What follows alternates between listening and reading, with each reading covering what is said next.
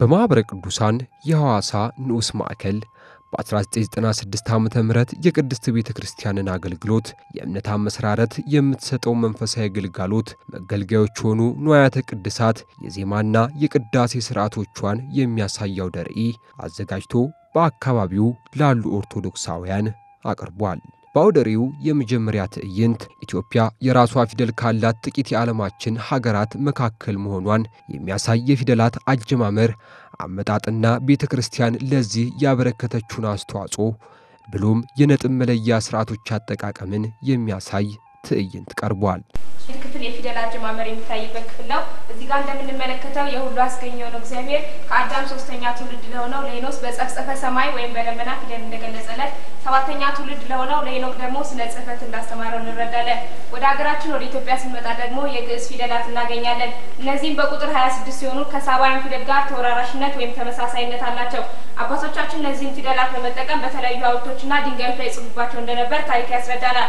ሀገራችን ኢትዮጵያ የክርስትና ደሴት እንደመሆኗ መጠን እያንዳንዱ ክርስቲያን እነዚህን ፊደላት ከክርስትና ሕይወቱ ጋር አያይዞ እንዲያጠናው ማለት አባቶቻችን የግዕዝ ቢልና የአማርኛ ትርጉም ሰጥተውት እናገኛለን። ለምሳሌ ወ የምትለዋን ፊደል ብንመለከት የግዕዝ ቢሏ ወረደ እምሰማያ ሲሆን የአማርኛ ትርጉሙ ደግሞ ጌታ ከሰማይ ወረደ የሚለው ነው። እንዲሁም ቀ የሚለውን ፊደል ብንመለከት የግዕዝ ቢሉ ቀዳሚሁ ቃል የሚለው ሲሆን የአማርኛ ትርጉሙ ደግሞ ቃል መጀመሪያ ነበር የሚለው ነው። ይሄውም በዮሐንስ ወንጌል ተጽፎ እንደምናገኘው ነው። አባቶቻችን ከተለያዩ ቋንቋ የተጻፉ ጽሑፎችን ለመተርጎም ይረዳቸው ዘንድ እነዚህን ፊደላት ከግዕዝ እስከ ሳብ በዚህ መልኩ አራብተዋቸው እናገኛለን። እነዚህም የግዕዝ ፊደላት ለአማርኛ ፊደል መሰረት ሲሆኑ የራሳቸው የሆነ ባህሪ ያላቸው ለምሳሌ በሚነበብበት ቦታ ሲኖር በአገባብ የሚለያዩና በድምጽ የሚመሳሰሉ ፊደላት እናገኛለን። አ የምትለዋን ፊደል ወስደን ብንመለከት አይኑ አና አልፋው እናገኛለን። ይህንንም ባረፍተ ነገር አስገብተን ስንሰራው መልካም በዓል ይሁንላችሁ የሚለውን አይኑ አን ተጠቅመን ስንሰራ ትክክለኛውን ትርጉም ሲያስተላልፍልን አልፋን ተጠቅመን የሚሰራው ግን ጣዖት የሚለውን ትርጉም ይሰጠናል። ሀገራችን ኢትዮጵያ የራሷ የሆኑ ፊደላት እንዳላት ሁሉ አሃዱ ወይም አንድ ከሚለው አንስቶ የፈለግንበትን መግለጽ ከሚያስችለን ድረስ የራሷ የሆኑ ቁጥሮችም እንዳላት እንገነዘባለን።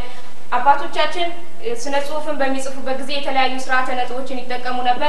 ለምሳሌ ይሄኛውን አይነት ስርዓተ ነጥብ ስያሜው በግዕዝ ነጥብ ሲሆን በአማርኛ ደግሞ አንድ ነጥብ ነው።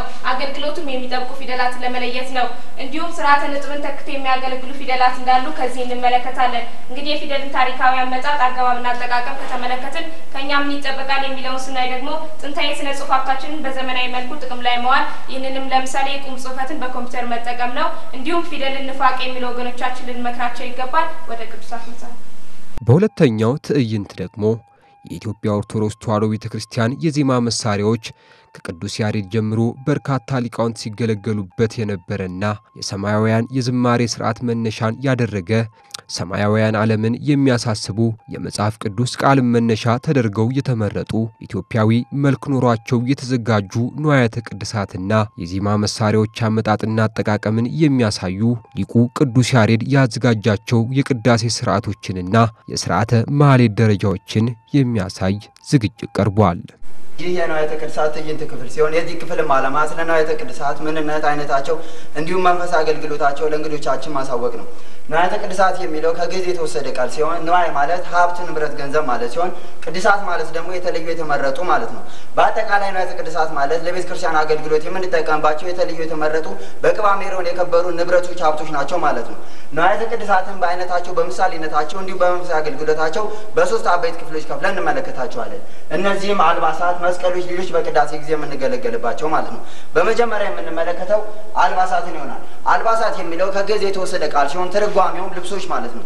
በአልባሳት ክፍል የምንመለከተው የተወሰኑትን ሲሆን ለምሳሌነት ይህ ጥንግ ድርብ፣ የካህናት ልብስ፣ ካባ፣ ቀሚስ፣ ካባ ላንቃ፣ የዲያቆን ልብስ፣ መጎናጸፊያ፣ ቀጸላ እንዲሁም እዚህ የምትመለከቷቸው የካህናት አክሊል እና የዲያቆናት አክሊል አሉ። እነዚህ ሁሉ የራሳቸው ለምሳሌና ምስጢር ትርጓሜ ሲኖራቸው ለአብነት ያህል አክሊልን ብንመለከት አክሊል ማለት የራስ ልብስ መሸፈኛ፣ ቀጸላ እንዲሁም ጌጥነት ያለው ማለት ነው። ቅዱስ ጳውሎስ ለጢሞቴዎስ በላከው መልእክቱ ሃይማኖቴን ጠብቄያለሁ፣ መልካሙን ገድል ተጋድያለሁ፣ የድል አክሊልም ተዘጋጅቶልኛል የሚለው ሲያጠይቅልን ካህናትና ዲያቆናትም ይህን አድርገው መቀደሳቸው የረጅም ጊዜ ተጋድሎ እንደሚጠብቃቸው ያመለክትናል። ሌላው ደግሞ በአክሊሉ ክፍሎች ላይ የምንመለከተው መስቀል ስጋዊ አይደለም መንፈሳዊ ተጋድሎ እንደሆነ ያመለክተናል። ሌላው ወደ ሁለተኛው ክፍል ስንመለከት መስቀልን እንመለከታለን። እኛ ክርስቲያኖች መስቀልን ስናስብ የክርስቶስ ሕማሙ፣ ሞቱ፣ መከራውን እንዲሁም ግርፋቱን እናስባለን።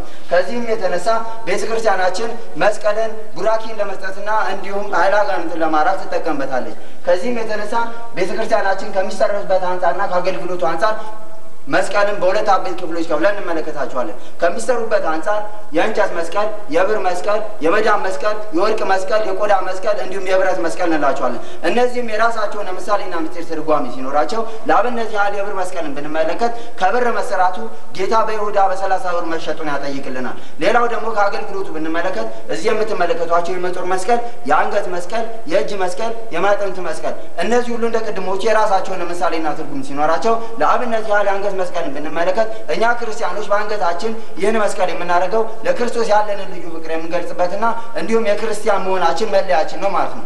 በሶስተኛ ክፍል የምንመለከተው ደግሞ ሌሎች በቅዳሴ ጊዜ የምንገለገልባቸው ንዋያተ ቅድሳት ናቸው። ከነዚህም በአበይትነት የምንወስደው እዚህ ጋር የምትመለከቱት ጃንጥላ፣ አትሮንስ፣ ጽና፣ እዚህ ጋር የምታዩት ደግሞ ቃጭል፣ መሶብ ወርቅ፣ ሰን፣ ብርት፣ ጽና፣ ጽዋ፣ እርፈ መስቀል፣ የተለያዩ ጃንጥላዎች፣ እጣን፣ ዘቢብ እዚህ ጋር ደግሞ ጧፍ አለ። እነዚህ ሁሉ የራሳቸውን ምሳሌና ምስጢር ትርጓሜ ሲኖራቸው ለምሳሌነት ጽና ብንመለከት ጽና ማለት ማጠኛ ወይ ማጨሻ ሲሆን ቤተክርስቲያናችን ይሄን ትጠቀምበታለች። ጽና እንደምትመለከቱት ከስር ጀምረን እስከ ላይ ድረስ ብንመለከተው የራሱ የሆነ ምሳሌና ምስጢር ትርጓሜ አለው። ከስር ብንነሳ ይህ ሙዳይ መሰሉ ነገር የእመቤታችንን ማህፀኗን ሲያጠይቅልን፣ ክዳኑ ደግሞ ንጽህናዋን ድንግልናዋን ያጠይቅልናል ማለት ነው። በዚህ በሙዳይ መሰሉ ነገር ውስጥ የምናስቀምጠው ፍሙ ደግሞ የአምላካችን የመድኃኒታችን የኢየሱስ ክርስቶስን መለኮታዊ ባህሪውን ያጠይቅልናል። ወደ ላይ ስንመጣ ደግሞ ይህ የምትመለከቱት በዳርና በዳር ያለው ሰንሰለት 3 ሲሆን 3 መሆኑ የሥላሴን ሶስትነት ያጠይቅልን። በመሃል ደግሞ ያለው አንዱ ሰንሰለት እዚህ ጋር መያዙ የሥላሴን አንድነት ያጠይቅልናል። በሶስቱ ዘለበቶች ላይ የምትመለከቷቸው ክብ ነገሮች ሻሁራዊ ሲባሉ እነዚህም በእያንዳንዱ ላይ 8 ሲሆኑ በሶስቱ ላይ 24 ይሆናሉ። 24 የመሆናቸው ምስጢር ደግሞ የ24ቱ ካህናት ምሳሌ ወይም ምስጢር ነው ማለት ነው። በአጠቃላይ ካህኑ በሚያጥኑበት ጊዜ የሚሰማ ድምፅ አለ። ይህ ድምፅ ማለት ነው። ይህ ደግሞ የመላእክትን ምስጋና ያጠይቅልናል ማለት ነው። ሌላው ለምሳሌነት የምንወስደው ደውልን ይሆናል። ቤተክርስቲያናችን በቅዳሴ በተለያዩ 5 ጊዜያት ደውልን ትደውላለች። እነዚህም የራሳቸውን ስያሜ አላቸው። የተጋቦ ደወል፣ የግብር ደወል፣ የወንጌል ደወል፣ የግዞታ ደወል እንዲሁም የድርገት ደወል እነዚህ የራሳቸውን ምሳሌና ምስጢር እንዲሁም መልእክት አላቸው። ከመጀመሪያው ብንነሳ የተጋቦ ደወል የሚደወለው ካህናትና ምእመናንን ለስብሐተ እግዚአብሔር ወደ ቤተ እግዚአብሔር ኑ የሚል መልእክት ሲኖረው ምሳሌነቱም የትንቢተ ነቢያት ምሳሌ ነው። በሁለተኛው የምትደውለው ደወል ደግሞ የግብር ደወል ይወዳል። የግብር ደወል የሚደወለው ካህናትና ዲያቆናት ከቤተልሔም ሥጋውና ደሙ ወደ ቤተ መቅደስ ይዘው ሲገቡ የሚደወል ሲሆን ምሳሌነቱም የስብከተ ዮሐንስ ምሳሌ ነው። በሶስተኛነት የሚደወለው ደግሞ የወንጌል ደወል ነው። የወንጌል ደወል የሚደወለው ሰራዩ ዲያቆን ጻውክ ንዑሰ ክርስቲያን ወይም የክርስቲያኖች ተናናሾች ውጡ ሲል የሚደወል ሲሆን ምሳሌነቱም ወይም ምስጢሩ የሐዋርያትና የአርድእት ምሳሌ ነው። በአራተኛነት የሚደወለው የግዞታ ደወል ነው። እኛ ምእመናንና ካህናት እግዚኦ መሐረነ ክርስቶስ ብለን በቅዳሴ ላይ ስንል የሚደወል ደወል ሲሆን ትርጓሜውም እመቤታችንና ቅዱስ ዮሐንስ በእግረ መስቀሉ ስር ተገኝተው ያለቀሱትን መሪር እንባ ያሳስብልናል ወይም ያጠይቅልናል ማለት ነው። በመጨረሻ የሚደወለው ደግሞ የድርገት ደወል እንለዋለን። የድርገት ደወል የሚደወለው ካህናትና ዲያቆናት ለእኛ ለምእመናን ሥጋውና ደሙን ለማቀበል ሲወጡ የሚደወል ሲሆን ትርጓሜው ወይም ምሳሌው ዮሴፍና ኒቆዲሞስ ጌታችን በሞተ ጊዜ በፍታ ገንዘው ወደ መቃብር ሊወርዱ ሲል ያለቀሱትን መሪር እንባ ያሳስብልናል። እንግዲህ በንዋያተ ቅድሳት ክፍል ያለውን በከፊል ይህን ከተመለከትን ከእኛ ምን ይጠበቃል ብለን ስንጠይቅ ለንዋያተ ቅድሳት የሚገባቸውን ክብር መስጠት እንዲሁም ለቤተ ክርስቲያን የምናመጣቸው ንዋያተ ቅድሳት ምሳሌነታቸውና ምስጢራቸውን የጠበቁ ማድረግ። ይህንንም ስንል ለአብነት ያህል የምንወስደው ምንጣፍን ይሆናል። ወደ ቤተ ክርስቲያን የምናመጣው ምንጣፍ የቅዱሳን ስዕል ሆነ እንዲሁም የመስቀል ንድፍ ያለበት እንዳናመጣ ቤተክርስቲያን አበክራ ታሳስበናለች። ይህም የሆነበት ምክንያት ምንድን ነው? በቤተክርስቲያን አንጥፈን በምንረግጥበት ጊዜ ክብራቸው እንዳይጎድል በማለት ነው። እንግዲህ በንዋያተ ቅድሳት ክፍል ያለን በከፊል ይህን ይመስላል። እግዚአብሔር ይስጥልኝ። ወደሚቀጥለው ትዕይንት እንድትሄዱ በእግዚአብሔር ስም እጋብዛለሁ። እንኳን ደህና መጣችሁ። ይህ የትዕይንት ክፍል የቤተ ክርስቲያንን ዜማ የምናይበት ሲሆን የዚህ ክፍል ዓላማ ስለ ቤተ ክርስቲያን የዜማና የመዝሙር አይነቶች ከየት እንደመጡና እንዴት መጠቀም እንደሚገባን የምናይበት ነው። ዜማ ስልት ያለው ጩኸት፣ ሕሊናን ደስ የሚያሰኝ ተከታታይነት ያለው ድምጽ ሲሆን በመጀመሪያ የተገኘው ከቅዱሳን መላእክት ዓለም ነው። ይህ ከመላእክት ዓለም የተገኘው ዜማ በዘመነ ኦሪት ነቢያት፣ በዘመነ ሐዲስ ሐዋርያት እንዲሁም አሁን ባለንበት ዘመን አባቶቻችን ሊቃውንትና ዘማሪያን እግዚአብሔርን ለማመስገን ይገለገሉበታል። ኢትዮጵያ እጆቿን ወደ እግዚአብሔር ትዘረጋለች እንደተባለው በብሉይም ሆነ በአዲስ ፈጣሪዋን ስታመሰግን ኖራለች። በዚህም መሰረት እግዚአብሔርን በልዩ ዜማ እንድታመሰግንና ቅዱሳን እንድታከብር በቅዱስ ያሬድ አማካኝነት ጸጋው ታድሏታል። ስለ ኢትዮጵያ ዜማ ስናነሳ በዋነኛነት የምናነሳው የቤተ ክርስቲያናችን ኮከብ እየተባለ የሚጠራውን ቅዱስ ያሬድን ነው። ቅዱስ ያሬድ በ505 ዓመተ ምህረት ሚያዝያ 5 ቀን በአክሱም የተወለደ ሲሆን እግዚአብሔር በወደደና በፈቀደለት በሶስት አዋፍ አማካኝነት ዜማውን ከሰማይ መላእክት ያገኘው በመሆኑም አርያም ሲል ሰይሞታል። አርያም ማለት ልዑል ከፍተኛ ማለት ነው። ቅዱስ ያሬድ ከሰማይ መላእክት ያገኘውን ዜማ ግዕዝ፣ ዕዝልና አራራይ ብሎ የከፈላቸው ሲሆን ግዕዝ የአብ፣ ዕዝል የወልድ እንዲሁም አራራይ የመንፈስ ቅዱስ ምሳሌ ናቸው። አምስቱ የቅዱስ ያሬድ የዜማ ድርሰቶች አምስቱ ጽዋተ ዜማ በመባል የሚታወቁት ድጓ፣ ጾመ ድጓ፣ ዝማሬ፣ መዋሥዕትና ምዕራፍ ሲሆኑ ለአብነት ያህል ጾመ ድጓን ብንመለከት በአብይ ጾም ወቅት ባሉ ሳምንታት ስያሜውን ያገኘው ዘወረደ፣ ቅድስት፣ ምኩራብ፣ መጻጉዕ፣ ደብረ ዘይት፣ ገብርኄር፣ ኒቆዲሞስና ሆሳዕና የተሰኙ በዚያው በአብይ ጾም ወቅት የሚዜሙ የዜማ ድርሰቶች ናቸው። በተጨማሪም ቅዱስ ያሬድ የ14ቱ ቅዳሴያት የዜማ ደራሲም ነው። ቅዱስ ያሬድ እነዚህ ሶስቱን የዜማ አይነቶች መማር እንድንችል 8 ምልክቶችን ያስቀመጠልን ሲሆን እነዚህም ድፋት፣ ሂደት፣ ቅናት፣ ይዘት፣ ቁርጥ፣ ጭረት፣ ርክርክና ደረት በመባል ይታወቃሉ። 8 መሆናቸው 8ቱ የአይሁድ ማህበር ተባብረው ኢየሱስን ጌታችን መድኃኒታችን ኢየሱስ ክርስቶስን ለመሰቀል እንዳበቁት የሚያሳስበን ሲሆን ለምሳሌ ያህል ድፋትን ብንመለከት ጌታ ከሰማይ ሰማያት መውረዱን ያመለክተናል። እነዚህ ምልክቶች ዜማን በምንማርበት ወቅት ትምህርቱን ፈጣንና እንዳይረሳ ለማድረግ እንጠቀምባቸዋለን። በተጨማሪም አባቶቻችን ሊቃውንት የጨመሩልን 2 የዜማ ምልክቶች ድርስና አንብር በመባል ይታወቃሉ። ቤተ ክርስቲያናችን 3ቱን የቅዱስ ያሬድ የዜማ ስልቶችን በመጠቀም ቅዳሴዋን፣ ማህሌቷንና ሰዓታቷን በዜማ እየደረሰች እግዚአብሔርን ታመሰግናለች። ለምሳሌ ማህሌትን ብንመለከት ማህሌት ምስጋና ሲሆን አፈጻጸሙ አቋቋም ይባላል። 10 ሂደቶችም አሉት። እነዚህም መቃኘት፣ መቀበል፣ መምራት፣ መመራት፣ ዝማሜ፣ ንዑስ መረግ፣ ዳብይ መረግ፣ ጽፋት፣ ድርብ ጽፋትና የጭብጨባ ጽፋት ሲሆኑ ይሄም ጌታችን በዕለተ ዓርብ ያደረገውን መከራ መስቀል የሚያሳስቡ ናቸው። በቅኔ ማህሌት ውስጥ የመዘምራንን ስያሜ ስንመለከት ደግሞ መዘምር፣ መጨኔ፣ አጋፋሪ፣ ግራ ጌታ፣ ቀኝ ጌታ፣ ርዕሰ ደብር፣ መሪ ጌታ፣ ሊቀ ጠበብት፣ ሊቀ መዘምርና ሊቀ ማእመራን እየተባሉ የሚሰየሙ ሲሆን ለምሳሌ ያህል ግራ ጌታና ቀኝ ጌታን ብንመለከት ግራ ጌታ በግራ ቀኝ ጌታ ደግሞ በቀኝ በኩል በመሆን የዜማ ስልቱንና የማህሌቱን ስርዓት የሚቆጣጠሩልን ናቸው። ስለ ዜማ ባጭሩ ይህንን ያህል ካልን ወደ መዝሙር ስንመጣ መዝሙር ዘመረ፣ አመሰገነ ካለው የግዕዝ ቃል የተገኘ ሲሆን ቀጥተኛ ትርጉሙ ምስጋና፣ ልመና ማለት ነው። በአጠቃላይ መዝሙር ምስጋናና ልመናን አጣምሮ የያዘ የባህሪ አምላክ ልዑል እግዚአብሔር በሰማይና በምድር የሚመሰገንበት አብይ የጸሎት ክፍል የሆነ ጣዕመ ዜማ ነው። የመዝሙር አይነቶች የምስጋና፣ የንስሐ ወይም የይቅርታና ትምህርታዊ ተብለው በ3 የሚከፈሉ ሲሆን ለአብነት ያህል የንስሐ መዝሙር ብንመለከት በደልን እያሰቡ ይቅርታ የሚጠየቅበት የመዝሙር አይነት ነው።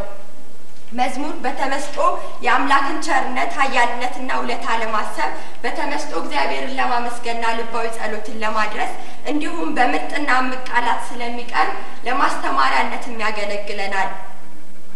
ቤተ ክርስቲያናችን እነዚህን የዜማ መሳሪያ የሚሆኑንን ውስን ስራ ሰርታ እንድንጠቀም አድርጋናለች። ይህንንም ያደረገችው መጽሐፍ ቅዱሳዊና ምሳሌያዊ መሰረት ያላቸው በመሆኑ ነው። በአሁኑ ወቅት ቤተክርስቲያናችን የምትገለገልባቸው የመዝሙር መሳሪያዎች ከበሮ፣ ጸናጽል፣ መቋሚያ፣ መሰንቆ፣ በገና፣ ዋሽንት፣ መለከትና እምቢልታ ሲሆኑ ለአብነት ያህል ከበሮን ብንመለከት ሰፊው አፉ የመለኮት ምሳሌ ነው። ጠባቡ አፍ ደግሞ የስጋ ምሳሌ ነው። ከበሮ የለበሰው ሱቲ ጌታችን መድኃኒታችን ኢየሱስ ክርስቶስ ስለለበሰው ከለሜዳ፣ ጠፍሩ ስለ ግርፋቱ ሰንበር፣ እንዲሁም የከበሮ ማንገቻ ስለተገረፈበት ጅራፍና ስለተጎተተበት ገመድ ያመለክቱናል። በአጠቃላይ ከበሮ ምሳሌነቱ ለጌታ ነው። እንግዲህ ስለዚህ ክፍል ባጭሩ ይህንን ያህል ካልን ከኛ ምን ይጠበቃል ወደሚለው ስንመጣ በአሁኑ ወቅት መዝሙር መሰል ካሴቶች እየበዙ በመምጣታቸው ያሬዳዊ ዜማ የጠበቁትን የመዝሙር ካሴቶች አባቶችን በመጠየቅ ገዝተን እንድንጠቀምና እነዚህን እዚህ ጋር ያየናቸውን የመዝሙር መሳሪያዎች መጠበቅ መጠቀምና ለስጋዊ አገልግሎት እንዳይውሉ የበኩላችንን ድርሻ መወጣት ይጠበቅብናል ማለት ነው። የቅዱስ ያሬድ ረድኤት በረከት በሁላችን ላይ ይደር። ወደሚቀጥለው ቅዱሳን ስዕላትን ለጸሎትና ለተለያዩ አገልግሎቶች በምንጠቀምበት ጊዜ ልናስተውላቸው የሚገቡ ነገሮች አሉ። ስዕላቱ የሚገለጹበት የስዕሉ ባለቤት የሆነው አምላክ ወይንም ቅዱስ ጻድቅ ወይንም ሰማዕት ስለሆነ ተገቢው ክብርና ሥርዓት አምልኮ ማቅረብ ያስፈልጋል። ምዕመናን ትክክለኛውን የስዕሉን ባለቤቶች አውቀው እንዲያከብሩና እንዲማጸኑባቸው ሰዓሊዎችም የሚስሉትን ቅዱስ ስዕል በትክክል መሳል አለባቸው። ሆኖም በአሁኑ ሰዓት በአንዳንድ የአምልኮ ስፍራዎች ይህ እየተተገበረ አይደለም። የአንድ ቅዱስ ስዕልን በማስመሰል 2 ወይንም 3 አይነት ስዕል ይሳላል። ይህ ጉዳይም የአውደ ርዕዩ አካል ነበር። ይህን ክፍል ውስጥ የቅዱሳት ስዕላትን ታሪካዊ አመጣጥ በቤተ ክርስቲያናችን ያሳሳል ዘይቤያቸውን ጠቅላላ ማወቅራቸውን እንዲሁም የት ቦታ መሳል ወይም መቀመጥ እንዳለባቸው እናያለን። በመጀመሪያም ስዕል ማለት ሰዓለ ከሚለው የግዕዝ ግስ የወጣ ሲሆን ትርጉም በቀለም አሳመረ ሳለ ማለት ይሆናል። ታሪካዊ አመጣጣቸውን ስንመለከት በመጀመሪያ እግዚአብሔር ወዶና ፈቅዶ ባዘዘው መሰረት ነው የእግዚአብሔር ሙሴ ስዕለ ኪሩቤልን በታቦቱ ዙሪያ እንደሳለና እግዚአብሔርን በዛ ላይ ተገልጦ እንዳነጋገረው መጽሐፍ ቅዱስ ተመዝግቦ እናገኛለን። እንዲሁም ጠቢቡ ሰሎሞን በቤተ መቅደሱ ዙሪያ የተለያዩ ስዕላት እንደሳለ በመጽሐፍ ቅዱስ በመጽሐፈ ነገሥት ላይ ተመዝግቦ ይገኛል። ወደ አዲስ ኪዳን ስንመጣ በመጀመሪያ የጌታችን የመድኃኒታችን የኢየሱስ ክርስቶስ ስነ ስቅለት ስዕልን ስሎ ለጢባርዮስ ቄሳር ያበረከተው ወንጌላዊ ቅዱስ ዮሐንስ ሲሆን ቅዱስ ሉቃስ ደግሞ የቤታችን ስቅለት ቁር ወልዳ ስዕሏን ስሎ ለምእመናን አበርክተዋል። የመጀመሪያዎቹ ክርስቲያኖችን በዋሻና በኮረብታ ውስጥ በሚኖሩበት ጊዜ ለማስተማሪያነት ተጠቅማቸው ዘንድ የተለያዩ ስዕላት እንዲጠቀሙ እንደነበር ቤተክርስቲያናችን ታስተምራለች። ወደ ጥቅማቸው ስንመጣ ቅዱሳት ስዕላት ለሶስት አበይት ነገሮች ይጠቅሙናል። ይህም ለስርዓተ አምልኮ፣ ለትምህርትና ታሪክን መዝግቦ ለማቆየት ነው። ለስርዓተ አምልኮ ስዕላት ይጠቅሙናል ስንል አንድ ሰው በስዕላት ፊት ቆሞ ሲጸልይ ሕሊናውን እንዲሰበስብና ልቦናውን እንዲገዛ እንዲሁም ሰማያዊ የሆነ ነገር እንዲያስብ ይረዱታል ማለታችን ሲሆን ለትምህርት ይጠቅሙናል ማለታችን ደግሞ አንድን በቃል ወይም በመጽሐፍ የተማርነውን ትምህርት ታሪኩን በስዕል ስናየው በማይረሳ መልኩ በልቦናችን ሰሌዳ ተቀርጾ እንዲቆይ ያደርጋሉ ማለታችን ነው። ሌላው በስዕላት ዙሪያ የምናያቸውና በስዕል ስራ ውስጥ ጉልህ ድርሻ ያላቸው የቤተክርስቲያናችን ጥበብ የሆኑት ሐረጋትን ነው። ሐረጋት የምንላቸው እንደዚህ ሲሆን በመጀመሪያ የሳላቸው ጠቢቡ ሰሎሞን ነው። እሱም በቤተ መቅደስ ምሰሶዎች ላይ የተለያዩ የሱፍ አበባዎችን በማስመሰል ይስላቸው ነበር። ጥቅማቸው ስንመለከት እነዚህ ሐረጋት የሚጠቅሙ ስዕላትን ከስዕላት ለመለያየት እዚህ ጋር እንደምናየው አንዱ ስዕል ከሌላው ለመለያየት በመካከላቸው ሐረጋትን እንጠቀማለን። እንዲሁም አንዱን የመጽሐፍ ክፍል ከሌላው ለመለያየት እዚህ ጋር አንዱ የመጽሐፍ ክፍል ሲያልቅ ሌላኛውን ከመጀመራችን በፊት በመሃላቸው ላይ ሐረጋትን እንጠቀማለን። በሶስተኛ ደረጃ ሐረጋት የሚጠቅሙ ስዕላትን ለማስዋብና ለማስጌጥ እዚህ ጋር እንደሚታየው ይጠቅሙናል። በመቀጠል የምንመለከተው በቤተክርስቲያናችን የቅዱሳት ስዕላትን ያሳሳል ዘይቤ ሲሆን ቤተክርስቲያናችን ቅዱሳት ስዕላትን ስትስል የራሷ የሆነ ያሳሳል ዘይቤ አላት። ይኸውም ቅዱሳን ስትስል በመጀመሪያ ፊታቸው ክብ ሆኖ ይሳላል። ይህም ቅዱሳን በሃይማኖትና በምግባር ፍጹም መሆናቸውን የሚያጠይቅ ነው። በሁለተኛ ደረጃ ቅዱሳን ሲሳሉ ዓይናቸው ጎላ ጎላ ተደርጎ ይሳላል። ይህም አርቆ አስተዋይና ጨለማን ከብርሃን እንዲሁም ክፉን ከደግ የለዩ መሆናቸውን ለማጠየቅ ሲሆን በሶስተኛ ደረጃ በራሳቸው ዙሪያ የብርሃን ጸዳል ይደረግላቸዋል። ይህም የጌታችን ስዕል ላይ ከሆነ ጌታችን እኔ የዓለም ብርሃን ነኝ ያለውን የመጽሐፍ ክፍል ለማጠየቅ ሲሆን የቅዱሳት ስዕል ላይ ደግሞ ከሆነ እናንተ የዓለም ብርሃን ናችሁ ብሎ ጌታችን ለሐዋርያት የሰጠውን የተስፋ ቃል የሚያደርግ ነው። እዚህ ጋር የምንመለከተው የአባታችን አቡነ ዜና ማርቆስ ስዕል ነው። እዚህ ላይ ፊቱ ክብ ሆኖ ተስሎ እናያለን። ዓይኑ ጎላ ጎላ ተደርጓል። እንዲሁም በራሱ ዙሪያ የብርሃን ጸዳል እናያለን።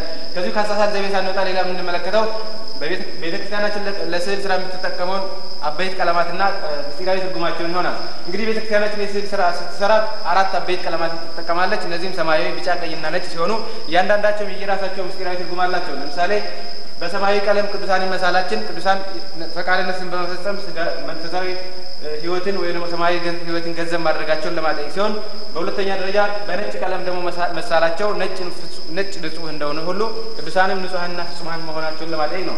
እዚህ ጋር እመቤታችን ስዕል ላይ ስንመለከት ካባዋ በሰማያዊ ቀለም ተስሏል። ይህም ሰማያዊት ንግስት መሆኗን የሚያጠይቅ ነው። እንዲሁም ቀሚሷ በቀይ ቀለም ተስሏል። ይህም ደግሞ እመቤታችን የሰማዕታት እናት መሆኗን የሚያጠይቅ ነው። በመቀጠል የምንመለከተው የቅዱሳት ስዕላት ጠቅላላ መዋቅር ሲሆን በቤተክርስቲያናችን የሚሳሉ ቅዱሳት ስዕላት የየራሳቸው መዋቅርና አቋም አላቸው።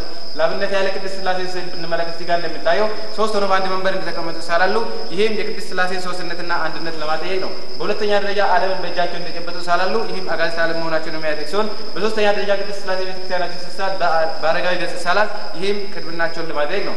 እንዲሁም የቅዱሳን መላእክትን ስዕል በተጨማሪ ብንመለከት ቅዱሳን መላእክት በቤተክርስቲያናችን ሲሳሉ ሰይፍና መስቀል ይዞ መሳል አለባቸው። ይህም አንድም ለምህረት አንድም ለመቅሰፍት የሚላኩ መሆናቸውን ለማጠየቅ ሲሆን በሁለተኛ ደረጃ ልብሰ ተክህኖ ወይም ደግሞ የአገልግሎት ልብስ ለብሰው ይሳላሉ።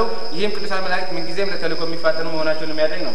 በመቀጠል የምንመለከተው ቅዱሳት ስዕላት ቤተክርስቲያናችን የት ቦታ ይቀመጣሉ ወይም ደግሞ የት ቦታ ይሳላሉ የሚለውን ይሆናል። እንግዲህ ቤተክርስቲያናችን በቤተ መቅደስ ዙሪያ ቅዱሳት ስዕላት በግድግዳ ላይ ይሳላሉ፣ በበር ላይ ይሳላሉ፣ በመስኮት ላይ ይሳላሉ፣ በጣሪያ ላይ ይሳላሉ። ከዚህም በተረፈ በምዕመናን ቤት ለጸሎት ተብሎ በተለየ ስፍራ በመጋረጃ ተሸፍነው ይቀመጣሉ። በቤተ መቅደስ ዙሪያ በግድግዳ ላይ ስዕላት ይሳላሉ ስንል እንዲሁ በተፈቀደ የሚሳሉ ሳይሆን በአራቱ ማዕዘናት የራሳቸውን ምስጢራዊ ትርጉም ይዘው ይሳላሉ። ይኸውም በሰሜን በኩል ስንመለከት ነገረ ቅዱሳን ይሳላል። በደቡብ በኩል ነገረ ማርያም፣ በምስራቅ በኩል ነገረ ኢየሱስ እንዲሁም በምዕራብ በኩል የቅድስት ሥላሴ ስዕል ይሳላል። እዚህ ጋር የምንመለከታቸው ስዕላት በሙሉ ከግድግዳ ላይ የተወሰዱ ናቸው። ሌላው ሊቃነ መላእክት በበር ላይ ይሳላሉ። ይህም ጠባቂነታቸውን ለማመልከት ነው። እዚህ ጋር የምናየው ሊቃነ መላእክት በበር ላይ ተስለው ነው። በበር ላይ ስንልም በቤተ መቅደስ በር ላይ ነው። እንዲሁም በገበታና በመስኮት ላይ ቅዱሳት ስዕላት ይሳላሉ። እዚህ ጋር የምንመለከተው በገበታ ላይ የተሳለ ስዕል ሲሆን ቀደምት አባቶቻችን ከቦታ ቦታ ሲዘዋወሩ ይዞ በመጓዝ የሥርዓተ አምልኮን ይፈጽሙባቸው የነበሩ የገበታ ላይ ስዕል ነው። በመቀጠል በመጽሐፍት ላይ ቅዱሳት ስዕላት ይሳላሉ። እዚህ ጋር እንደምናየው ቅዱሳት መጽሐፍት ላይ የተለያዩ ቅዱሳት ስዕላት ይሳላሉ። ይህም ዓላማው በመጽሐፉ ውስጥ ያለውን አንድን ታሪክ አጉልቶና በቀላሉ ለማንበብ በሚገባ መልኩ ለማስተማሪያነት እንዲጠቅሙ ነው። ሌላው በጣሪያ ላይ ሰራዊተ መላእክት ይሳላሉ። እንዲሁም 9 ቅዱሳን ይሳላሉ። በመቀጠል የምንመለከተው ከቤተክርስቲያናችን የአሳሳል ዘይቤ ውጭ የሆኑ ስዕላት ይሆናል። እንግዲህ በአሁኑ ሰዓት በአብዛኛው በማወቅ ይሁን ባለማወቅ በምዕመናን ቤትም በገበያ ላይ ተንሰራፍተው የሚገኙ ነገር ግን ከቤተክርስቲያናችን የአሳሳል ዘይቤ ውጭ የሆኑ ብዙ ስዕላት ይኖራሉ። እዚህ ጋር ግን ለአብነት ያህል ብንመለከት ይሄኛው ስዕል ስናይ የጌታችንን ስለ ልደቱን ለማሳየት የተሳለ ስዕል ነው። ነገር ግን እዚህ ጋር እንደምናየው የእመቤታችን ጸጉሯ አልተሸፈነም። ነገር ግን ተሸፍኖ መሳል ነበረበት። ምክንያቱም በዕብራውያን ባህልና ልማድ መሰረት አንዲት ድንግል ዘወትር ጸጉሯን መሸፈን አለባት። እመቤታችን ደግሞ ዕብራዊት እንደመሆኗ መጠን እንዲሁም በስጋም በነፍስም ድንግል እንደመሆኗ መጠን ዘወትር ስዕሏ ሲሳል ጸጉሯ ተሸፍኖ መሳል ነበረበት። ነገር ግን እዚህ ጋር እንደምናየው ጸጉሯ ስላልተሸፈነ ከቤተክርስቲያናችን ያሳሳል ዘይቤ ውጪ ነው። ሌላው እዚህ ስዕል ላይ የምንመለከተው አረጋዊ ዮሴፍ የተሳለ በአረጋዊ ገጽ ሳይሆን በጎልማሳ መልክ ሆኖ እናያለን። ይህም ከቤተክርስቲያናችን ትምህርት ውጪ ነው። ሌላው እዚሁ ላይ የምናየው ጌታችን የተወለደው በከብቶች በረት ሆኖ ያለ፣ እዚህ ጋር ግን ስዕሉ የሚያሳየው ጌታችን በተመቻቸና በተባበ ቦታ የተወለደ ስለሚያስመስለው ከመጽሐፍ ቅዱስ ትምህርት ውጪ ነው። ሌላው እዚህ ጋር የምንመለከተው እጅግ አሳዛኝ የሆነ አንድ ስዕል አለ። ይህም አባታችን ዮሴፍ ለእመቤታችን ቀለበት ሲያስርላት የሚያሳይ ነው። ይሄ ደግሞ ፈጽሞ ከሃይማኖትና ከትምህርት ውጪ ነው። ምክንያቱም አባታችን ዮሴፍ ለእመቤታችን እጮኛ ሆኖ ተሰጣት ማለት በቤተክርስቲያናችን ቋንቋ ጠባቂዋ ወይ ደግሞ አጋዧ ረዳቷ ሆኖ ተሰጣት ማለታችን እንጂ በስጋዊ ልማድ ለትዳርና ለጋብቻ እንዳልሆነ ቤተክርስቲያናችን ስለምታስተምር ነው። ሌላው እዚህ ጋር የምንመለከተው ጌታችን ትንሣኤ የሚያመለክት ስዕል ሲሆን እንግዲህ እንደሚታወቀው ጌታችን ኢየሱስ ክርስቶስ ሙስና መቃብርን አጥፍቶ በራሱ ኃይልና ስልጣን መቅደስ ፍቱልኝ መቃብር ክፈቱልኝ ሳይል የተነሳ ሲሆን ይኸውም በሕቱም መቃብር ወይ ደግሞ በተዘጋ መቃብር። እዚህ ጋር ግን በተቃራኒ የምንመለከተው መላእክት እያገዙት ያው መቃብሩ ተፈንቅለው እናያለን። ይህም ከቤተክርስቲያናችን ስርዓትና የአሳሳል ዘይቤ ውጪ ነው።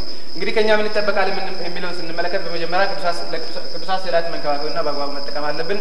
ይህንም ስንል በቤታችን ስንጠቀማቸው ለጸሎት ተብሎ በተለየ ስፍራ በመጋረጃ ሸፍነን መጠቀም አለብን። ከዚህ በተረፈ በግድግዳ ላይ ቤትን ለማስጌጥ ወይ ደግሞ ለማስዋብ እንዲሁም በቲሸርቶች ላይ በኮፊያዎች ላይ እና አላግባብ በሆኑ ፖስተሮች ላይ መጠቀም የለብንም።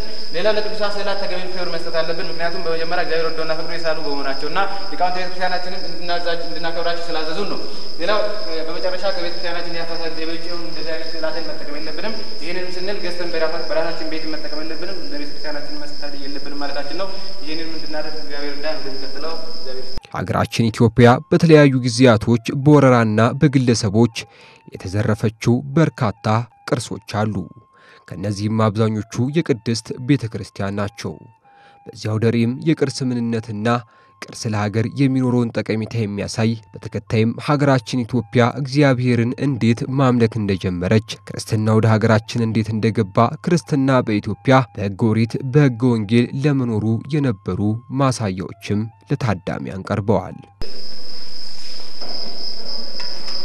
የትዕይንት ክፍል የምንመለከተው የተጎዱና የተዘረፉ የቤተክርስቲያን ቅርሶችን ሲሆን ከአጠቃላይ ትርጉም ስንጀምር ቅርስ ማለት በሳይንስ በኪነ ጥበብ በባህልና በታሪክ ይዘቱ ከፍተኛ ዋጋ ያለው ሰው ልጅ ከተፈጠረበት ጊዜ አንስቶ እስካሁን ድረስ ያለውን የረጅም ጊዜ ውጣ ውረድና ትንሣኤና ውድቀት የሚያመለክት መልካም መግለጫዎቻችን ናቸው። እንግዲህ ሀገራችን ኢትዮጵያ እንደሚታወቀው ካሏት ብርቅዬና ድንቅዬ የቱሪስት መስህቦች መካከል ዋነኞቹና ተጠቃሾቹ የቤተክርስቲያን ቅርሶች መሆናቸው የማይካድ ሀቅ ነው።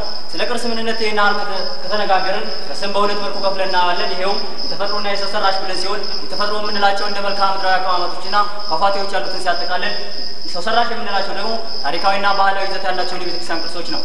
ሰው ሰራሽ ቅርሶችን በሁለት መልኩ ስናያቸው ግዝፈት ያላቸውና ግዝፈት የሌላቸው ተብለው ይሆናል። ግዝፈት የሌላቸው የምንላቸው እንደ ስነ ቃሎችና ሃይማኖታዊ ስርዓቶችን ሲያጠቃልል፣ ግዝፈት ያላቸው የምንላቸው ደግሞ የሚንቀሳቀሱና የማይንቀሳቀሱ ተብለው በሁለት መልኩ ሲታዩ ከማይንቀሳቀሱት መካከል ለምሳሌ እንደ አብያተ ክርስቲያናትና የዋሻ ላይ ስዕሎችን ያጠቃልላል። ከሚንቀሳቀሱት መካከል ደግሞ የብራና መጽሐፍትና የድንጋይ ላይ ጽሑፎችን ሲያጠቃልል፣ እንግዲህ ስለ ቅርስ መነጋገር ለምን አስፈለገ የሚለውን ጥያቄ ስናነሳ እዚህ ጋር የተዘረዘሩትን 10 የቅርስ ዋና ዋና ጥቅሞች እናገኛለን። እነዚህ መካከል ጥቂቶቹን መጥቀስ ያስፈልግ የስልጣኔና የእድገት መሰላልና ምንጭ ናቸው የሚለው እንዲሁም ስለ አንድ ሀገር ባህላዊ ገጽታ ማመልከቻና መገለጫ ናቸው የሚለው እንዲሁም ከቱሪዝም በሚገኘው ገቢ ኢኮኖሚ እንዲበለጽግ ያግዛሉ የሚሉትን ማየት እንችላለን። እንግዲህ ይህን የመሳሰለውን ጥቅም የሚሰጡን ቅርሶች በተለያየ መልኩ እያጣናቸው እንገኛለን። በዋናነት ቅርሶቻችንን የምናጣባቸው መንገዶች ሁለት ሲሆኑ እነሱም የተፈጥሮ ጉዳትና የሰው ሰራሽ ድርጊቶች ናቸው። በተፈጥሮ ጉዳት ስር አየር ሙቀትና ቅዝቃዜ፣ እድሳት በማጣት እንዲሁም በእድሜ ርዝማኔ የሚሉትን እናገኛለን። ለምሳሌ በአየር ሙቀትና ቅዝቃዜ እዚህ ጋር የምንመለከታቸው የብራና መጽሐፍ እንደዚህ ቆርፍደውና ተጎሳቅለው የምናገኛቸው በአየር ሙቀትና ቅዝቃዜ ምክንያት ነው።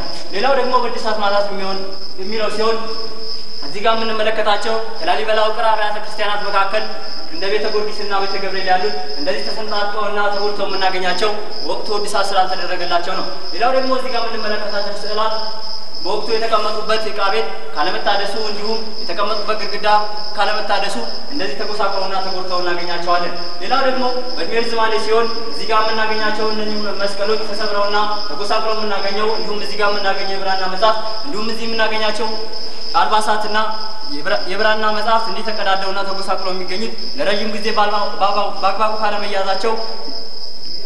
ባለመያዛቸው ነው። ሌላው ደግሞ እዚህ ጋር የምናየው በሰው ሰራሽ ድርጊቶች የተጎዱትን የቤተክርስቲያን ቅርሶች ይሆናል። እነኚህንም ስናይ ዘረፋ፣ ሌብነት እንዲሁም የእሳት ቃጠሎ እንዲሁም በተጨማሪ ጦርነት እናገኛለን። ጦርነትን በቅድሚያ ለማየት ብንሞክር ሀገራችን ኢትዮጵያ በርካታ ጦርነቶችን እንደማስተናገዷ በርካታ ቅርሶቿንም በዛ ጦርነት ምክንያት አታለች። ለምሳሌ የግራኝ ወረራ ያስከተላቸውን ጉዳቶች ለማየት ብንሞክር ቤተክርስቲያናት መቃጠል፣ ቅባት ማስቀመጥ፣ ያለ ካህን ፈቃድ ማግባትና ከአንድ በላይ ማግባት የሚሉትን ለመጥቀስ እንችላለን። ሌላው ደግሞ እዚህ ጋር የምናገኘው የእሳት ቃጠሎ ሲሆን እዚህ ጋር የምትመለከቷቸው በአዲስ አበባ ማርያም የሚገኘው ሙዚየም እንዲሁም እዚህ ጋር የምናየው በአርሲ ሀገረ ስብከት የሚገኘው የተቃጠለው የመድኃኔዓለም ቤተክርስቲያን እንዲሁም እዚህ ጋር የምንመለከተው ይህ የብራና መጽሐፍ ተጎድቶና ተቃጥሎ የምናገኘው በእሳት ቃጠሎ ምክንያት ነው ማለት ነው። ሌላው ደግሞ ሌብነት ሲሆን ሌብነት ደግሞ የቤተክርስቲያን አገልጋዮች በሚመስሉ እንዲሁም በእንዝላልነትና በቸልተኝነት የሚመጣ ለመቆጣጠርና ለመከታተል ግን በጣም አስቸጋሪ የሆነ ቅርሶቻችንን የምናጣበት አንዱ መንገድ ነው። ሌላው ደግሞ ዘረፋ ሲሆን ዘረፋን በሁለት መልኩ ከፍለን እናየዋለን። ይኸውም በሀገር ውስጥና በውጭ ሀገር ብለን ሲሆን በሀገር ውስጥ ለአብነት ያህል በአማራው ክልልና በዚህ በክልላችን በደቡብ ክልል ለማየት እንሞክራለን። በአማራው ክልል በ1993 የመጀመሪያ ዓመት ብቻ በአጠቃላይ 24 መስቀሎችና 31 ጽላቶች እንደተዘረፉ መረጃዎች ይጠቁማሉ። ሌላው በዚህ በክልላችን በደቡብ ክልል ደግሞ በአራት ዓመት ውስጥ 1989 እስከ 1992 ድረስ በአጠቃላይ 27 ጽላቶች እንደተዘረፉ እዚህ ጋር የሚያመለክተው መግለጫ ይነግረናል ማለት ነው። ከነዚህ ጽላቶችና መስቀሎች መካከል በፖሊስ ክትትል የተደረሰባቸው 21 ጽላቶችና 15 መስቀሎች ናቸው። ወደ ውጭ ስንወጣ ደግሞ የቤተክርስቲያን ቅርሶቻችን ወይም የሀገራችን ቅርሶች እንዴት ወደ ውጭ ዓለም ወጡ የሚለውን ስናይ በገጸ በረከት ስም፣ በጦርነት፣ በጥናትና ምርምር ስም እንዲሁም በዝርፊያ ሆኖ እናገኘዋለን። በዝርፊያ ስንል በኬላዎችና ድንበሮችን በመጣስ እንዲሁም በገጸ በረከት ስም የቀደሙ ነገስታት ከውጭው ዓለም የፈለጉትን ለማግኘት ሲሉ የቤተክርስቲያን ቅርሶችን ይሰጡ እንደነበር ታሪክ ይነግረናል። ሌላው በጥናትና ምርምር ስም እንዲሁ በርካታ ቅርሶች ወደ ውጭ ወጥተው በዛው የቀሩበት ምክንያትም እንዳለ መረጃዎች ይጠቁማሉ።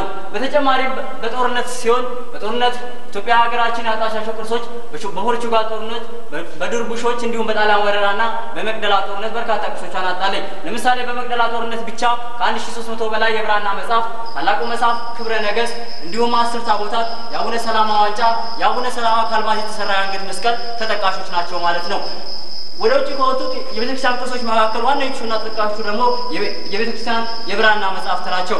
የብራና መጽሐፍትን በከፊል ይዘው የሚገኙ ሀገሮችን በከፊል ብንመለከት እዚህ የተዘረዘሩት እናገኛለን። ከእነዚህም መካከል ጥቂቶቹ መጥቀስ ቢያስፈልግ እንግሊዝ ከ850 በላይ የብራና መጽሐፍትን እንዲሁም ጀርመን ከ734 በላይ የብራና መጽሐፍትን እንዲሁም ፈረንሳይ ከ700 በላይ የብራና መጽሐፍትን በመያዝ ሙዚየማቸው ማሞቂያና ማድመቂያ አድርገዋቸው እናገኛለን። እንግዲህ ስለ ቅርሶ ምንነት ስለሚሰጡት ዋና ጥቅምና እየደረሰባቸው ስላለው አስከፊ ገጽታና አርካየን የሚደረግላቸውን ከለላ ደግሞ በጥቂቱ ለማየት እንፈልጋለን። እዚህ ጋር ለቤተክርስቲያን ቅርሶች በህግ የሚደረግላቸውን ጥበቃ ስናይ በቅድሚያ የምናገኘው ስለ ቅርሶች አጠባበቅ የሚናገሩ ህጎችን ይሆናል። እነዚህንም ስንመለከት በህገ መንግስታችን በፍትሐ ብሔር ህግ እንዲሁም የቅርስ ጥናትና ጥበቃ እና በተጨማሪም ዓለም አቀፍ ስምምነት የሚሉትን በአራት መልኩ ክፍል እናያለን። በህገ መንግስታችን ለምሳሌ ያህል መንግስት ቅርሶችን የመጠበቅ ግዴታ እንዳለበት ሲነግረን በፍትሐ ብሔር ህግ ላይ ደግሞ ቤተክርስቲያን የቦታ ይዞታን የማስከበር መብት እንዳላትና ቅርሶቿ ተጎብኝተው ከሚገኘው ገቢ ብቸኛ ተጠቃሚ እንደሆነች ይነግረናል። እንዲሁም በቅርስ ጥናትና ጥበቃ ላይ ስናይ ደግሞ ስለ ቅርስ ምንነት በተነተነበት አንቀጹና በቅርሶች ላይ ስለሚፈጸሙ ወንጀሎች በህግ የተጣለውን ቅጣት በሚያትበት አንቀጾች ላይ ለምሳሌ ያህል ጥቂቶቹን መጥቀስ ቢያስፈልግ ቅርሶችን የሰረቀ ከ7 እስከ 10 ዓመት ጽኑ እስራት እንዲሁም በስራው አጋጣሚ እጆቹ የገቡትን ቅርሶች የሰረቀ ያሰረቀ ጉዳት ያደረሰ ወይንም እንዲደርስባቸው ያደረገ ከ15 እስከ 20 ዓመት ጽኑ እስራት እንደሚበየንበት ይነግረናል።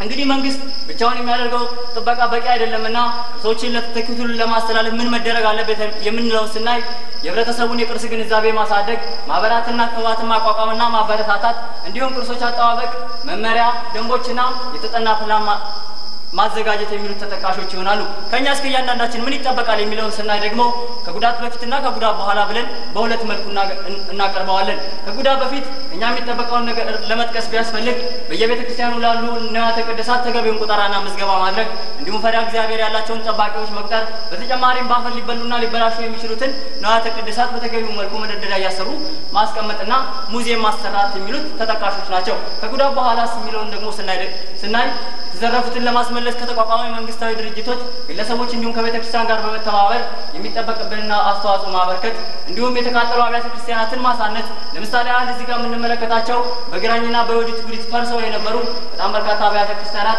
በአባቶቻችን ትጋትና ተጋድሎ ግን እንደዚህ ታንጸው እናገኛቸዋለን። ከኛ የሚጠበቀው በአሁኑ ወቅት ያሉትን መታነጽ የሚገባቸውን ቤተክርስቲያናት እንድናሳነጽ ነው። በተጨማሪም የተቃጠሉ ቅዱሳት መጽሐፍትን የሚጽፉ አባቶችን በገንዘብም ሆነ በሞራል መደገፍ የሚሉት ተጠቃሾች ይሆናሉ። እንግዲህ እንግዶቻችን በዚህ ትዕይንት ክፍል የምንመለከተው ይመስላል። ወደሚቀጥለው ትዕይንት ይህ አምልኮተ እግዚአብሔርና የቤተ ክርስቲያን ታሪክ በኢትዮጵያ ክፍል ነው። በዚህ ክፍል ሀገራችን እግዚአብሔርን እንዴት ስታመልክ እንደነበር በሶስት ክፍሎች ከፍለን እንመለከታለን። በህገ ልቦና፣ በህገ ኦሪትና በህገ ወንጌል። በህገ ልቦና ስንመለከት ምስጋና የተጀመረው በዓለመ መላእክት ቢሆንም ይህ ጸጋ ለሰው ልጆችም ተሰጥቶ ምንም የተጻፈ ህግ ሳይኖር እግዚአብሔር ለሰው ልጆች በልቦናቸው ባደረው ጥበብ አማካኝነት እግዚአብሔርን ሲያመልኩ እንደኖሩ መጽሐፍት ያስረዱናል። ለምሳሌ አባቶቻችን አብርሃም፣ አዳምና አቤል ህግ ለሙሴ ሳይሰጥ መስዋዕት ሰውተዋል፣ እግዚአብሔርም ተቀብሎላቸዋል። እዚህ ላይ እንደምንመለከተው ከአዳም ጀምሮ እስከ ኩሽ ድረስ ያሉት አባቶች በህገ ልቦና የኖሩ አባቶች ናቸው። ወደ ሀገራችን ኢትዮጵያ ስንመለስም ከጥፋት ውሃ በኋላ ኖህ ለልጆቹ ምድርን ሲያከፋፍል የኖህ ልጅ የሆነውና የኢትዮጵያውያን አባት በመባል የሚታወቀው ኩሽ ወይንም ኢትዮጲስ ሀገራችን ስለደረሰችው ሳባና አቢስ የሚባሉ ልጆችን ይዞ ወደ ሀገራችን መጥቷል። ሀገራችን ኢትዮጵያን በኩሽ ሁለተኛ ስም ኢትዮጲስ ኢትዮጵያ፣ በሳባ የሳባ ምድር፣ በአቢስ አቢሲኒያ እየተባለች ትጠራለች። ሀገራችን ኢትዮጵያ በህገ ልቦና ለመኖሯ ብዙ ማስረጃዎች ቢኖሩንም ለምሳሌ ለመጥቀስ ኢትዮጵያዊቷ ንግስተ ሳባ የንጉሱን ጥበብ ለማድነቅ በሄደችበት ሰዓት የተናገረችው ቃል አንተን የወደደ በእስራኤልም ዙፋን ያስቀመጠ አምላክ እግዚአብሔር የተባረከ ይሁን የሚለው ንግስቲቱ የእግዚአብሔርን ስም በህገ ልቦና ጠርታ ማመስገኗን ያመለክተናል። ከዚህ ጋር እያይዘን የምንመለከተው ንጉሱ ለንግስቲቱ የሰጣትን የዴር ሱልጣንን ገዳም ነው። ያልተጻፈ ህግ ወደ ተጻፈ ህግ ተቀይሮ እግዚአብሔር ለሙሴ በሲና ተራራ ህገ ኦሪትን ከሰጠው በኋላ እስራኤላውያን በሌዋውያን እየተመሩ እግዚአብሔርን ሲያመልኩ ቆይተዋል። ሀገራችንም ቀዳማዊ ምኒልክ ወደ እስራኤል ሂዶ ሲመለስ ባመጣቸው የቃል ኪዳኑ ታቦት ሌዋውያን ካህናትና መጽሐፍተ ኦሪት ህገ ኦሪትን ተቀብላ ስርዓተ ኦሪትን ስትፈጽም ቆይታለች። ሀገራችን ኢትዮጵያ በህገ ኦሪት ለመኖሯ ከተገኙት የጽሁፍ ማስረጃዎቻችን ባሻገር በሀገራችን የሚገኙት የመሰዊያ ቦታዎች ለምሳሌ አክሱም ጽዮን በክልላችን በደቡብ ክልል በጋምጎፋ የምትገኘው ብርብር ማርያምን ለመጥቀስ ያህል የጥንት ኦሪት መስዋዕት ከሚሰዋባቸው ቦታዎች አንዷ ናት። መርጡ ለማርያምን በዮዲት ጉዲት የፈረሰችው ጥንታዊቷ መርጡ ለማርያም ከኦሪት መስዋዕት ቦታዎች አንዷ ናት። እዚህ ላይ የምንመለከታቸው ጣና ቂርቆስና ተድባረም በማርያምም የጥንት የኦሪት መስዋዕት ከሚሰዋባቸው ቦታዎች ውስጥ መካከል ናቸው። ሀገራችን ህገ ልቦናና በህገ ኦሪት እንደመኖሯም ህገ ወንጌልንም በጃንደረባው አማካይነት ተቀብላ ኖራለች። በ34 ዓመተ ምህረት ጃንደረባው በሐዋርያው ፊልጶስ አማካይነት ተጠምቆ ከተመለሰ በኋላ ከአክሱም እስከ ስሪላንካ በወቅቱም የኛ ግዛት የነበረችው ኑቢያ ድረስ በመዘዋወር ወንጌልን ሰብኳል። ከዚህ በኋላ አብርሃ ወአጽብሃ በነገሱ በ15ኛው ዓመት በጃንደረባው አማካይነት የገባውን ወንጌል ለማስፈጸም የካህናት ችግር በማጋጠሙ አብርሃ ወአጽብሃ ፍሩሚናጦስን ወደ እስክንድርያ ልከውታል። የእስክንድርያው ሊቀ ጳጳስ አቡነ አትናቴዎስም ፍሩሚናጦስን ሥርዓተ ቤተክርስቲያን አስተምረው የኢትዮጵያ ሊቀ ጳጳስ በማለት ሹመው ልከውታል። ፍሩሚናጦስም ከተመለሰ በኋላ በወቅቱ ከነበሩት ነገስታት ጋር በመተባበር የህዝቡን ልቦና በወንጌል በማብራቱ አቡነ ሰላማ ከሳቴ ብርሃን የሚል ስያሜ አግኝተዋል። በፍሩሚናጦስ የተጀመረው ስብከተ ወንጌል ከሮማላክ አካባቢዋ በስደት በመጡት በ9 ቅዱሳንም ተጠናክሮ ቀጥሏል። 9 ቅዱሳን ወደ ሀገራችን ከገቡ በኋላ ገዳማትን በመገደም ሥርዓተ ምንኩስናን በማስፋፋት መጻሕፍትን በመጻፍና በመተርጎም ለሃይማኖታችን እድገት ከፍተኛ አስተዋጽኦ አድርገዋል። ለምሳሌ ለመጥቀስ ያህል አቡነ አረጋዊ እዚህ ላይ የምንመለከታቸው የደብረ ዳሞን ገዳም አቅንተዋል።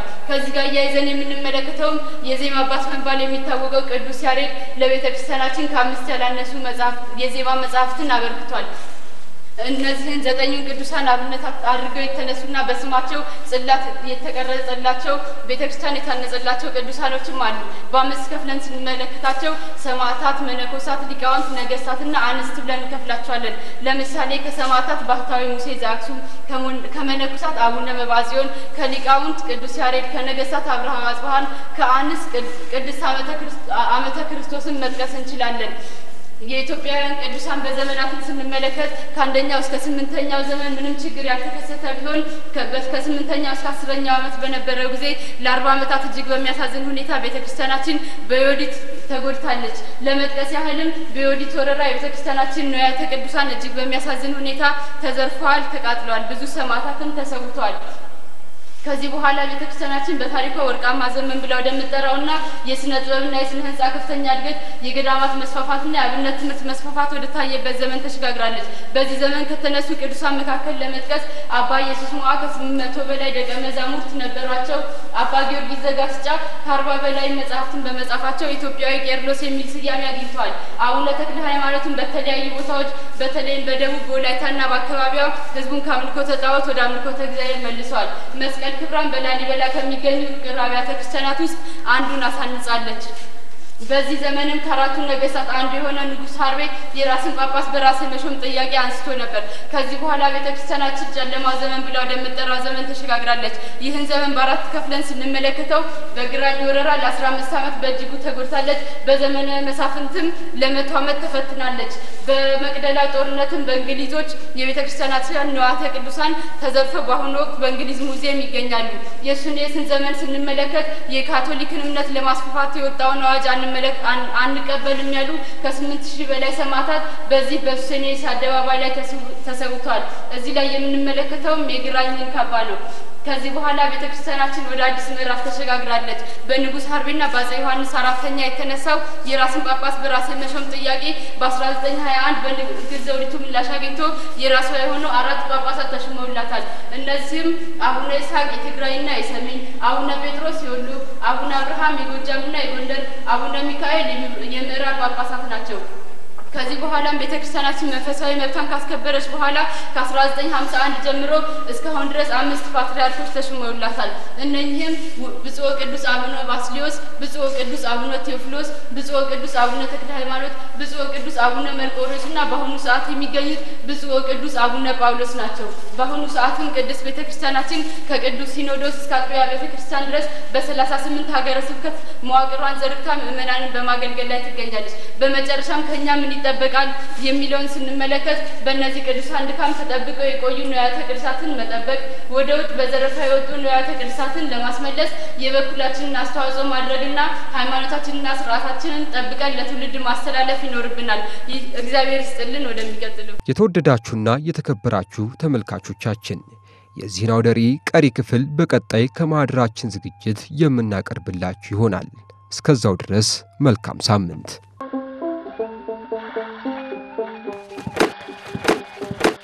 Thank